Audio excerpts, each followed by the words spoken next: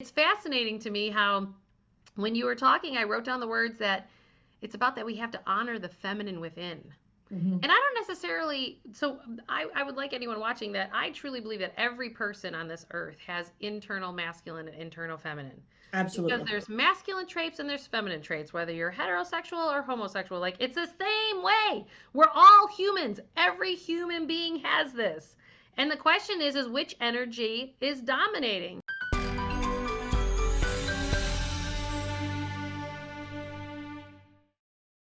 Hey everybody, welcome to another Lives That Thrive. And Miss Jessica's here to join me because guess what? Um we need to celebrate what's going right in our world. And we were just at a female financial planner women's forum for financial planners here in Chicago. And she had grabbed the microphone. She's like, "Oh my God, I can't believe Julie's here, Natalie's here." And it was so cute the way you said that because you never have an idea of how you're impacting other people. And you had said that I made a big impact and you're thriving. And so I thought, well, let's talk about how you're thriving about all of that. And let's tell people how the little nuggets can make a big quantum leap. Well, Julie, I will tell you, like, I first encountered who you were at this same event, but it was 2020 and it was only video, like it was Yeah, only Zoom. right. And you at that meeting impacted me immediately. And I was like, I need to know who is this person. So I totally was like, I'm gonna Google Yeah, search it. you got on Right? Like I LinkedIn and totally like everything, went right? all like I'm going to I like put it. We I were got pen in there pals. with the mystery machine and was like Thelma solving the thing, right? And I immediately found your first book and Mm, I downloaded it to my Kindle. And now I'm like, now I'm buying the book because I like it's tangible and there's things about yeah, having something that you can hold and notes and stuff, right? totally. And then you came out with your second book, and I was like, first one, I think to buy the book. I was like, I need this book. And then I went to this in Chicago, and it was a total fangirl moment. I'm not even gonna lie. I was like, oh my God, there's that. And all of these people that I only knew via Zoom, you all didn't even Yeah. know who I was. Like, you've never even really met me. And I was like, oh my God. Yeah. And So awesome. and I just like truly want to say thank you for being who you are in the world, like showing up as you. Thank you.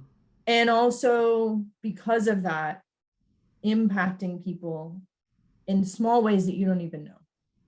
And Mm. every day you're impacting clients of mine because of what the messages that you bring to the table and that you put out there in the universe. It the thing that came to me when you were saying that is that we're in the same industry. Mhm. We could technically be competitors even though we're in different states. But collaborate collaborative model is the future. Doing things with everybody. We have to understand that we are all connected like an energy grid. And I always explain it like if you're flying into Chicago at night or any major city, you see the energy grids, how all the street lights are all set up. You see the grid. One of those transformers go out, you're taking a whole mile block out. And we have to understand as human beings, that's also what we do. Mhm. So by me being exactly authentically who I am, I would interpret that as it woke up you more authentically to who you are. Absolutely. And especially being a female in finance. Like, I don't know about you, but like when I first became a financial planner 29 years ago, I wore skirts. I was cute. I did it. And then all of a sudden I realized I better wear pants because I get the up and down look by all the men in the industry. And I'm like going, eyes up, I'm smart. Like I remember being like, hello, and so I realized that over the years early on, I became something that everyone else recognized, but I had lost parts of me. And there was some point along that boat where I was just like, and I remember it. It was 2003, and I was like, I can't wear a suit jacket anymore. I can't, like, I want to start going back to wearing skirts, and not be looked at as a piece of meat. I'm like, and I got an office space in the West Loop that had exposed brick. There were no mahogany desks at all. We have our little, I have my Ganesh and you have your Buddha, and we're letting our freak flag fly. And I've never looked back. And it's so fun that even though we're in the same industry, that we're collaborating to rise each other up. I have so I'm a huge words matter, right? They matter. And so there are lots of things about things that you've said about, we don't do budgets because bud, you ain't getting nothing. We do spending plans, we're intentional, that kind of, right? But I came across a quote that I think really sums up what you've also just said, which is stick with people who bring the magic out of you. Yes, right. Right. So it doesn't matter that we are in the same industry. The fact is like there's magic in this moment. Totally. And yep. And there's magic then because of this moment that keeps going on. So yes, I'm all in, all in. So I was intrigued when we first sat down that you have the Buddha and the crystal behind you, but yet you have the Marines on the other side of you. And I thought that that was very symbolic of the divine feminine and the divine masculine on both sides. Mm-hmm. And that I have rings that are the figure 8 because that spot right in between is the balance or the harmonic piece, the balance between the divine masculine and divine feminine, that is where all the alchemy and the magic actually occurs within each and every one of us. And it's because we need to do the tactical left brain logical things with our money, but yet this essence of ourselves, our emotional beings and our hearts, needs to come along for the ride. And actually that needs to drive the engine, and our smarts need to be behind follow our hearts. Right. Yes. And I just found it fascinating that you have both sides of those right behind you. I'd love to hear the story. Why that setup? So the Marine Corps is because it's a part of me. Like that's a huge piece of who I am. Thank you for serving. Oh, thank you. It was the best moments of my life and at the same time the worst moments of my life. I found something that I finally felt like I was a part of, but I couldn't be a part of it. And so I joined the Marine Corps. I went through boot camp, and anybody who's a female Marine knows that saying that is it's one of the hardest things you will ever do in your entire life. And it's very different than any other military boot camp. I went through MOS school, and I was a diesel mechanic and was getting ready to go to my duty station. And I went into the Marine Corps during a time frame where don't ask, don't tell was fine. But I came out at 15 years old. So I had been out of the closet way long time, and realized that to adhere to what really is being a Marine, I could not continue doing this without them knowing. Like, right. I'm gay, and that's not going to change. Like, that's who I am. You can't really like, change your wiring. Like, right? I'm not changing. And so it's fascinating to me how many places though want everybody to change their wiring. I'm like, you can't. You have to be yourself. This is why you're here. Yes. You have to be you. Well, and what is so ridiculous to all of that, Julie, is when I finally did all of that, and at that point was getting discharged. And because I came to them, it was an honorable discharge and all this stuff, right? Which I was grateful for. At the same time, also was pissed off because I even had to fucking do it.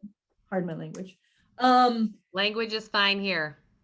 especially when we're talking about the Marine Corps, damn it. And so, and I had so many people who said, this is so ridiculous because you're an amazing Marine.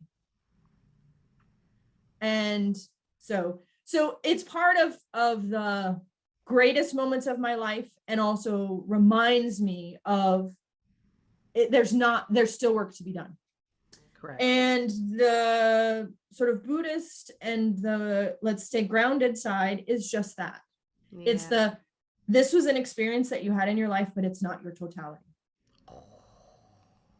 And because it's not your totality, you get to also do all the wonderful things that you've been able to do since then. And taking a quote from that beautiful meeting in Chicago, not leading a scripted life. Right. Right? Like, I've done everything that everybody would have said, what are you doing? First of all, as a female, but second of all, like, what are you doing? Right? So. And what I can't roll over here that I would like to point out, a big part of what I teach is that we have every human being has some kind of trauma or rejection before we're 7 years old. And we all have it. It's how our amygdalas get developed, and it becomes your response system to the world. And we create situations in our world that continues to build that layering until you really align with your soul to break that patterning. And I couldn't help but see somehow the link of you being a version of who you are with saying you're not enough. You're not worthy to stay in the Marine Corps. Yes. Can you talk to people how that has played out for you? Like, can you identify that trauma or rejection when you were younger? Oh, absolutely. Reinforced and layered? Oh, absolutely. Yeah. I mean, come from a divorced family, right? So let's just start there, right? 6 years old, parents divorce. Voila. Ugly, messy divorce. Dad disappears. Right? And fast forward. Being rejected by another group of men in the Marines. Yes. Yeah. Rejected by dad, rejected. Now you're in a man's industry, being even in finance. Well, and even before that, I drove a tractor trailer. So I was a truck driver. So Julie, let me just keep putting myself in positions where I'm having men who are going to judge me and reject me. Let me keep doing that. I love it. And let's just add being gay on top of that. Yeah, right. Yeah. Again, not anything that you can change or would want to, but you're like going, why did my soul choose to align this way? And what gifts am I supposed to bring to the world? Well, and Julie, even if we can. Ooh, I got goosebumps on that one. Like, and I know you'll get this, and some of the people that are watching this are going to understand this, but I can even go, let's go even before this life. Totally. Right? And in those lives, always was a masculine male figure doing masculine things, and then throw me into this life. Here's your vagina. Right? Yeah. So I assure you that by the time I'm like, about 32 and start to really figure out, oh, here's my soul. Oh, yeah. Right? And start to discover all the things about this soul. I was like, so beautiful. Oh, right. And that's when I stopped fighting the thing that you're talking about. Like, I never wore a skirt, never, but I was in a suit. Right. Like, pantsuit nation. Wore it well. Right. And there was a point where I was like, not doing that. I'm not putting on a skirt because that changes everything. And I have fairly curly hair that if I don't like blow dry it straight, like it ringlets, right? In this industry, I can't do ringlets because why not? People don't take me seriously. Right? Well, it's so funny that you say that, because like this morning I'm going, okay, well, I'm going on with a financial planner of my clients today, so I better wear these earrings versus the more feminine version of the earrings. And I am probably one of the ones, when you're wearing the suit or the outfit, just even this business meeting we were just at, I was like, I wore jeans, and I was like, you never did that before. And I was just like, and I was looking around going, that morning when I was getting ready, I'm like, I really just don't want to wear those slacks. I'm like, I just don't want to. And I'm like, these not your mother's jeans. I love, not your mother's jeans. That's the best brand in the world for us women that are older. And because they're nice and stretchy. And and they hug where they're supposed to, right? Exactly. Not your daughter's jeans. I love them. And I just sat there and I was like, who cares? It's funny how this layering we don't realize how subtle it is. But it's all the things that, me just getting it over myself because my button was a not enough button because my dad always said, you should have been born a boy. You're good at things. It's like, what? And I'm my dad's favorite, but he doesn't understand how this one with a vagina can do those things. Mm-hmm. And it's all of this new wiring of consciousness. And I too have done past life regressions. And I too have, very much so shown up in the male version over the years, in lifetimes.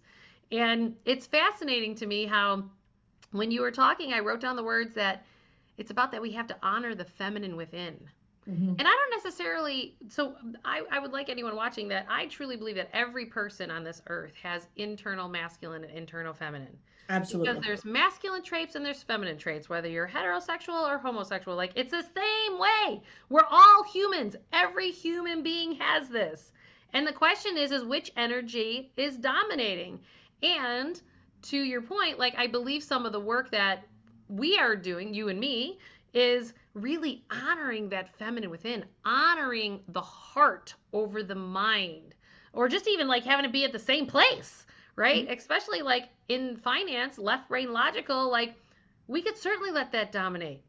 But if you're not honoring the feminine within, and really, it's been fascinating to me because it shows up in our health. Yes. And it shows up when we don't honor the feminine within, literally your feminine parts start shutting down. Mm-hmm. Like, physiologically, you get breast cancer if you're, or because you're not nurturing yourself the way you nurture other people. Like, you can have all kinds of work. I don't know if you've ever read anything from Louise Hay, but she talks about this all the time in her book, Heal Your Body. It's a great little book that I have, and I found this when I was doing the research on my first book, and literally, like, she has a picture in here of the spine that if you have like your trying to find that picture, sorry, whatever part of your spine has a problem with it, you have an emotional cause of what's causing that, because you're feeling emotions and those emotions are going through your physical body, through your limbic system, sending messages. And if you're not in alignment with yourself, and a lot of it's safety and self-love and worthy, all of that creates our psychological position, it shows up and crystallizes in your body, and that's what creates disease in our bodies. Yes. And so many people don't, and I always said that our health and our wealth are so intertwined. And I also think that I always say we work things out and we act it out through our money, through our health, or our relationships. Yes. And absolutely. See it 100% of the time in this industry, doing what I do, talking to people. And the thing is like the first meeting that I have with clients is what we call your money story. And the first question I always ask is, tell me the first memory you have of money. Yep. Let's start there. That's a great place. Right? Because what I know is that's going to start everything about the relationship you now have today and what you want to not have anymore. And instead of not having it, let's embrace it and let's call it what it is. Yep. Right. And then let's figure out how to do something that's going to now be the vision and the values that you have, that you say that you want, and let's bring that together. Right. Knowing that there's always going to be this story that, as much as we would like to just erase the tapes and throw them out, like, it doesn't happen. We just have to say, this is where we are, and let's work with what we've got. It's so fun because that's the second step of the process I use, is accepting the reality. It's like accepting your story. Yeah. It's like, because it's the only thing you've got. Like, right. You are where you are. Like, denying that is like denying that you're gay or not, right? Like, you can't deny that. One of the most beautiful things that I've had happen, I've had it happen twice, is I had a husband and wife come in and talk, and we had the money story. They were walking through the money story, and I pivoted to the wife and I said, what is your given name? She told me her full given name, which meant her maiden name. Right. From that point forward, when we were having this conversation, I used her given name because she had never heard success with that name. And so everything that she had done moving forward, she had forgotten this girl, right? Who she was, Right. what she grew up with. Right. And everything forward was now attached to this new name that really wasn't her name, right? It was her choice name, but it wasn't her name, right? And so now I've started to do that with all of my female clients that I work with, whether you are in a relationship or not. I want to know, what is your given name? And we're going to start using that so that we can heal that person too. Oh, that's so beautiful. That's so, and well, it brings you back to the place where the trauma or the rejection happened, and then you build from that place. Mm-hmm. And that's the platform, because we create survival and modes and how we plug into the world, as opposed to places where we can thrive. Mm-hmm. And that's great. Have you ever I love, sometimes I'll give clients an assignment to write down their money story, and I have them read it out loud and burn it, That's awesome. because it's a huge releasing. Like, okay, now we've burnt it, we've given it to the universe, let it go. And what's your new story? Like, write the story you want today. And then I'll have them periodically go back and look at, like, are we aligning here, or is it a little different? That, because you grow, you build the muscle, and you may not be even conscious to what it is that you really want to create, because you've ignored it for so long, you don't even know how to recognize it. Yes. Right? Oh, that's so beautiful. That's so beautiful. So tell us more in terms of how long have you been a planner?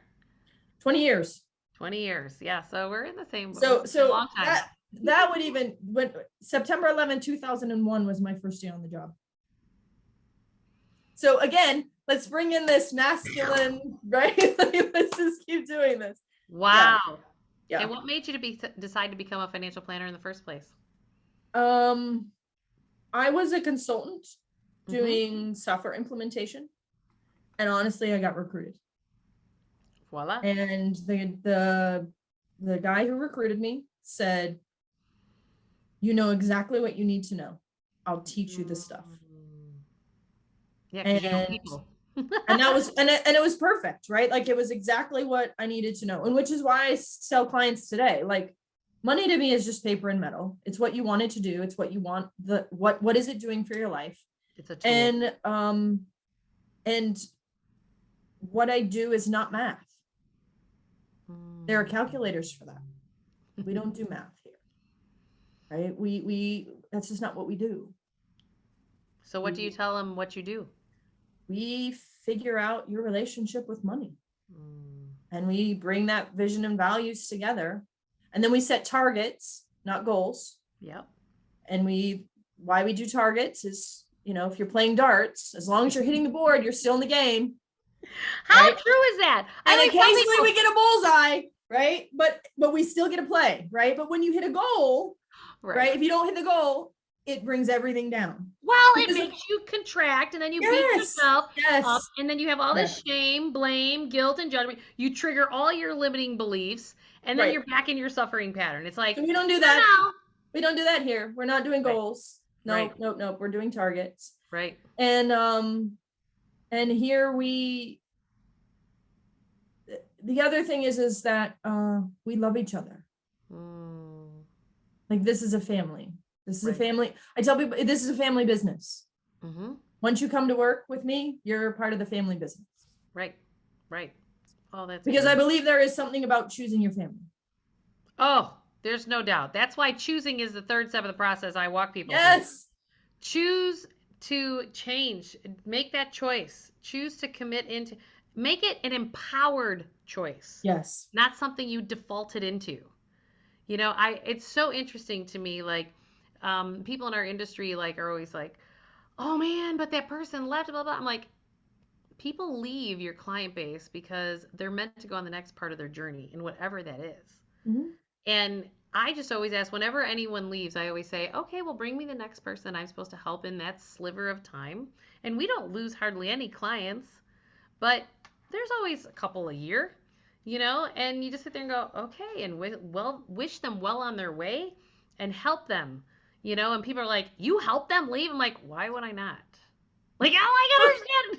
Well, it goes back to, like, the whole, like, it's not my money, it's your money.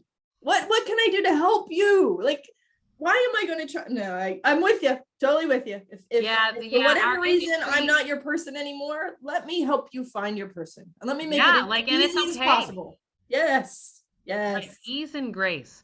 Like that's where the collaborative piece comes back into play. It's like that we can actually be collaborative, that we can actually support each other, even if it's not what you initially thought that it should be or you want it to be.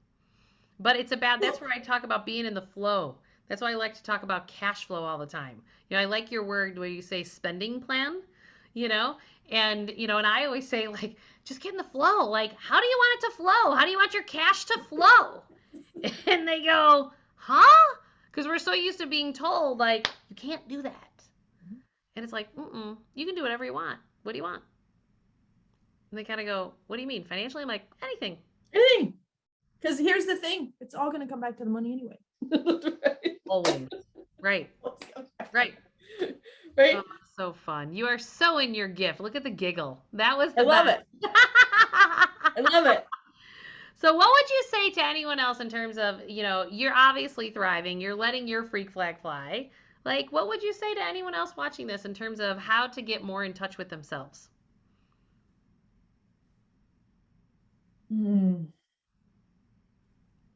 Like, how did you unplug? How did you find the courage to walk up and knowing your consequence for the Marines? How do you, Pete? There's a lot of people sitting there today in lives that they're not showing up authentically and they're afraid of the consequence. Well, and Julie, here's what I would say. It's I'm constantly working, right? So it's not like I figured it out, you know, right? Like I am not that, right? Like this is not like I'm constantly there, right? Yeah. And I would say that not just today, but how many hundreds of years have I been trying to figure this out, right? This soul is trying to figure it out. Right. Right. The beauty is that I get to keep doing it. That's so true. Right. Right. Totally. And what's even more beautiful is that I also know that the friendships that I have are not an accident. Right. Right. Like I have known your soul somewhere else. So right? let's dive there because I think that's a great point. It's about the synchronicities of life.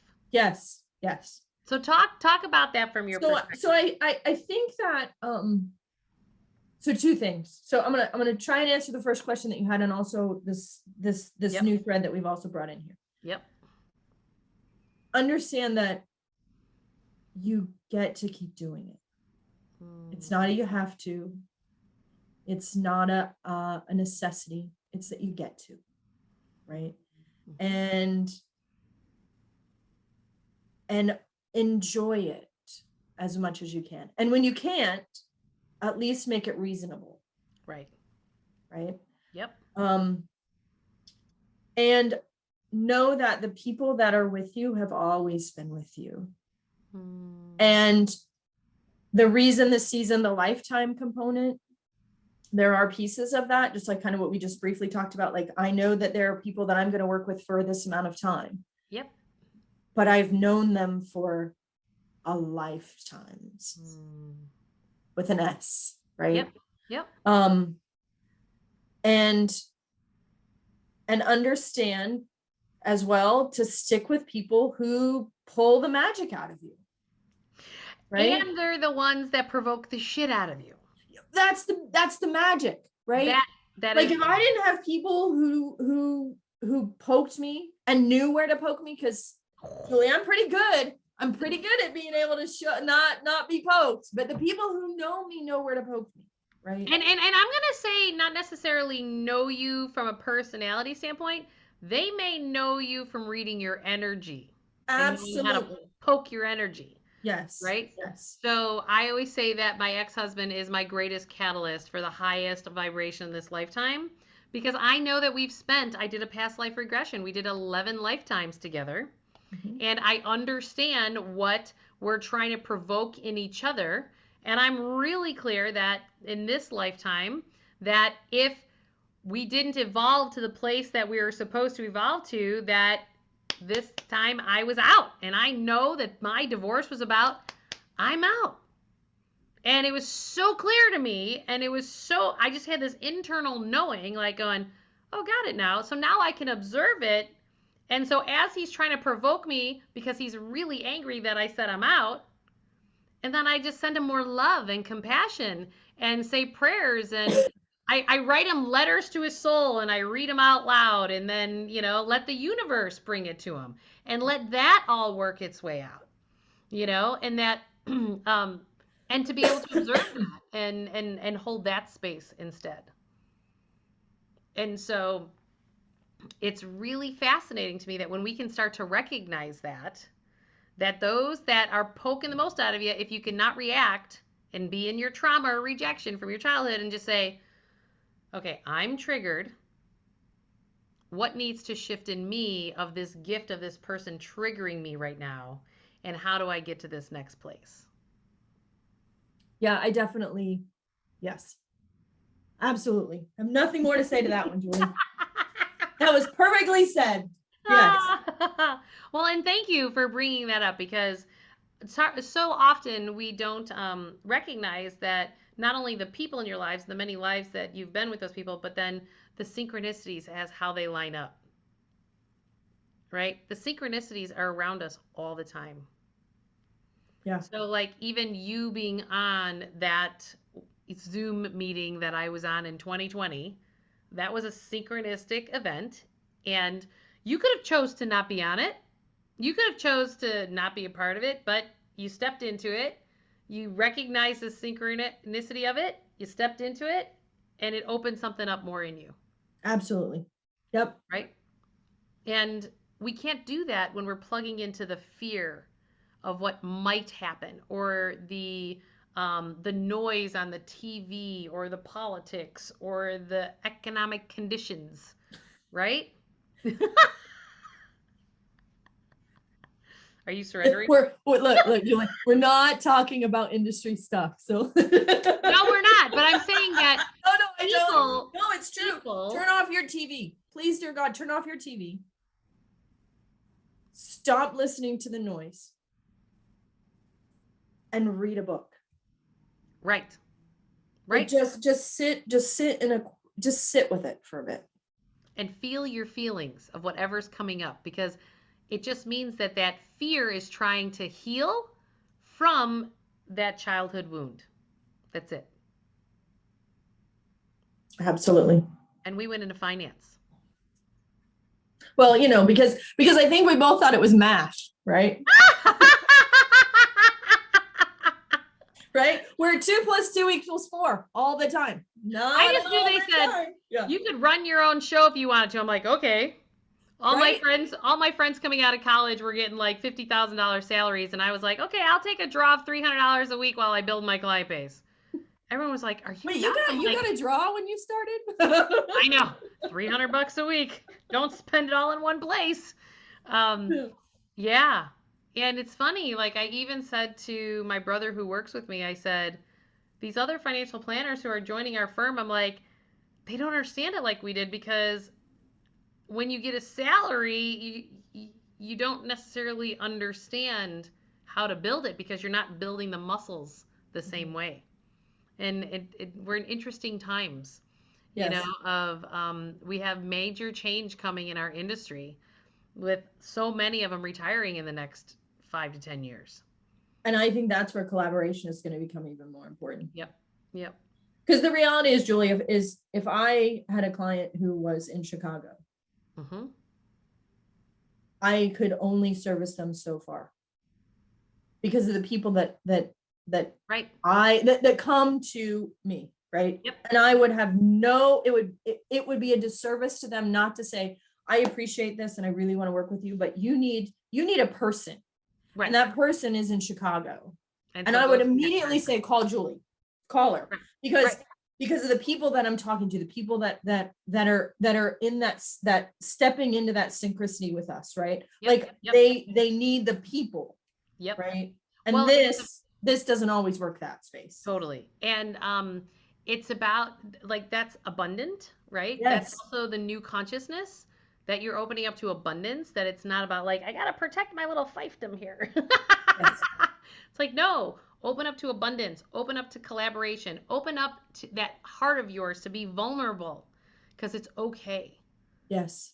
And it's okay to work together. It's okay. It's kind of like, I always laugh, like us ladies go to the bathroom all together. It's like, we know how to do that naturally. Like, it's like we go in groups.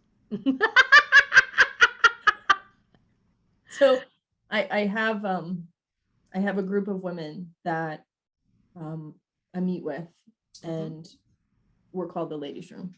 So the fact that awesome. Right, because it is just kind of what we do, right? Yeah, right, yeah. Exactly. And so this is where, for women, we have to let our freak flags fly. Yes. Like, whoever you are, that little girl is starving to wake up and be your authentic self. And no, I don't know, do you see how when people align with their authenticity, and or if this happened with yourself, how many people fall out of your life? Yes. Talk about that a little bit.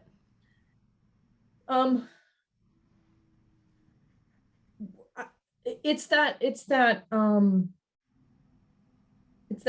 space of understanding that not everybody can be where you are, right? And doing the work is hard, right? Understanding who you are and doing that work is hard. Right. Being vulnerable is hard. And vulnerable is not crying in the corner. That's not what vulnerability is, right? That's what society has put on it, right? Vulnerability is not a negative thing. It's so powerful, right? So really get into it and sit into it. And so there are people in my life who wouldn't get on the same train. Like, they didn't understand the train I was on, and it's okay. There's trains all the time. Right. It's like, right? Send them love and light. Right. And one of the beautiful things is that they're not gone. They're just not present. Oh, that's beautifully said. That is beautifully said. Because that doesn't make them wrong or shame or guilt or judgment. It's just like, best of luck. And because when you don't, and we don't know when our paths might cross again. It's so funny that you said that, because for a couple years there was someone I was really close with, and she was like an aunt to my children. And pandemic happened, and all of a sudden it's like she disappeared. Like, wasn't responding to any of the kids' birthday party, or kids wasn't even calling them other, and all of a sudden, like, dropped. And my kids were like, "What happened, Mom?"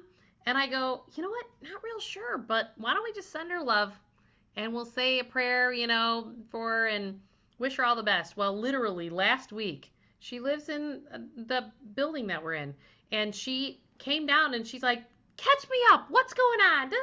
Like the old person. And then I actually opened up, and for some reason, something told me to give an olive branch. And I was going to one of my kids' baseball games last night, and I knocked on her door and I said, "Want to come see Timmy play?" And she's like, "I'd love to." And the journey she shared with me over dinner after the baseball game, boy, she was in it. She was in it. Even to the point that her body broke down. Like, you just don't know what somebody else's journey is. Nope. But if I can hold that space, there's part of me that I could go to the place like, man, and after we were at the pool, my one daughter said, she goes, "What was that all about, Mom?" And I go, "Not real sure, but you know what? Let's just send her a lot of love. It was nice to talk to her again." Because you don't know how it's going to weave. You never know. And the other thing is you don't know what's going on for them either. Right. Like, I can share the journey that I'm on, and I can be authentic, and I can be vulnerable and all of that, but I don't know what's going on over here. And one of the things that I try not to do is project. That's beautiful. Right. Because now you're just throwing shit in it that doesn't even need to be. And the reality is it's your shit, right? Because you're projecting whatever it is, right? So that's also part of this journey, right? And it's not perfect every time, right? Nope. Not perfect every time. Nope. Right. There's the occasional where I'm driving down the road and lay on that horn and, like, where our masculine comes out. or that really powerful she woman. That would right. Yeah, I literally wear bands like this because I feel like I'm Wonder Woman. Yeah. Yeah. No, I have a beautiful cuff that a dear friend of mine made. And it is a Wonder Woman cuff, but it says "We are here." Oh. So that it brings you back right into your space and reminds you that yes, you can block the bullet, but where is that bullet going to fly? Because we're all here. Well said, my friend. Well, so tell me, where are you and how can people find you? Because you are aligning people with their souls and helping them. I always say money's energy, and Yes. aligning their money and their energy with who they are. And you do that. Thank And you. so if people want to get a hold of you, how do they find you? So I'm in North Carolina. Mm-hmm. And my website is jessicaclam.com. It's pretty easy. And Beautiful. from there, you can find whatever you need to get in touch with me. That's beautiful. Thank you for asking that. I appreciate that. Absolutely. Well, it's collaborative, right? I mean, that's what it's all about. And everybody knows, you know, you can go to juliemurphy.com. I have group coaching in life planning now. I don't know, Jessica, if I told you about that, but I'm having tons of fun. I'm now doing life planning for groups of them at a time. And every quarter, I start up a new group. And that way I can coach people in larger groups, as well as individual planning on the other side. So, and what's beautiful about doing it that way, Julie, is those people are all supposed to be in the space together. Right, the energetic cords all connected. I'm like, all right, y'all have the same gunk, and they're all like, no, I have different gunk than yours. No, you're all here because you're all connected somehow. And you're all gonna help heal each other. You just don't even know it yet. I know, right? It's fascinating, yes. Absolutely fascinating. Well, I have to say this was absolutely the best fangirl moment of my life. This has been great. Well, thank you for being a life that thrives yourself and teaching that also to your clients. That's a beautiful thing, and I am grateful to call you my colleague and my friend. Yay! Thanks so much. Bye, everybody.